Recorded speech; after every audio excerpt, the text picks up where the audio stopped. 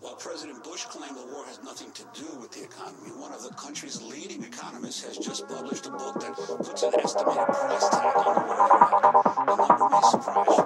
$3 trillion. That's the estimate calculated by the Nobel Prize-winning economist Joseph Stiglitz and his co-author Linda Bilmes.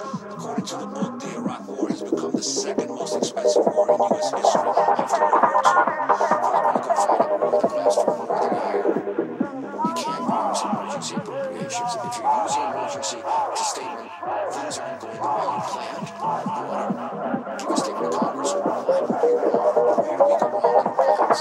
Secondly, we think it's absolutely imperative that Americans have the information to know what this is costing them. It doesn't determine whether whether you go to war or not, but it's an incredible piece of information. It has to be comprehensive.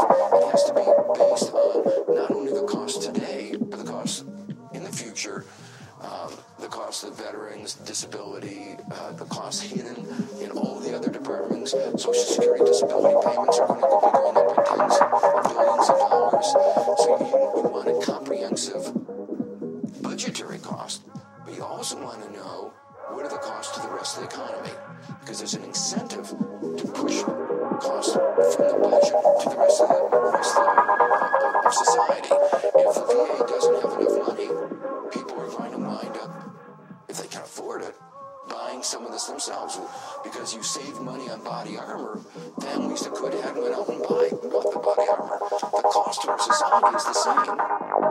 In fact, the cost to society is worse, forcing it on to individuals because some of them couldn't afford it. You support an immediate withdrawal from Iraq, yet you say you would support a Democrat candidate for president. Why? That's voting against your views. They're not calling for immediate withdrawal.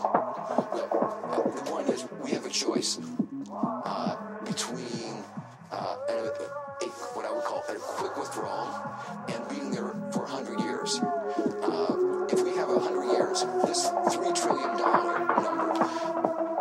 is just, we're assuming here a fairly quick scale down of our activities over the next decade. We're saying by 2017, that's the end. Whereas, when we do our $3 trillion calculation, if you're talking about McCain's, 100 years, we're there for 100 years, we're talking about an order of magnitude larger.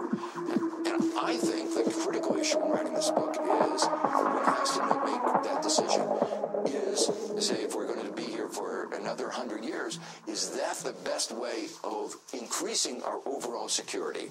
I want to thank you both for being with us in this national... In your book, the same kind of flim-flam going on with the soldiers who are recruited into the military, a bonus pay that they get, that then if they happen to be injured too soon when they get on the battlefield, they then have to pay back.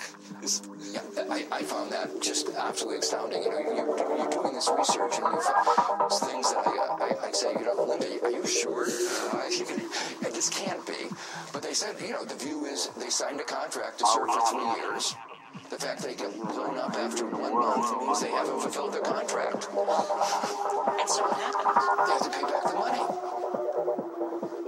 Congress is changing this. They've intervened to change this. But, Congress has been intervening to change some of these problems. Right now, there are 18 pieces of legislation before Congress, and a number that have been passed based on our recommendations. Another example that sort of highlights this kind of, some of this may be bureaucratic misbehavior, but still it highlights the kinds of problems our veterans are facing. It also highlights the total incompetence of the people that are running the operation. Exactly. One of the things they check out helmets and other equipment because they want them to be responsible, but they lose their helmet in an explosion.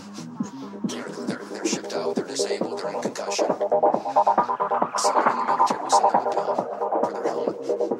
There was the GAO study on that, which is unbelievable, about about hundreds and hundreds of veterans being chased around the country for small amounts of money that they allegedly owe, mostly related to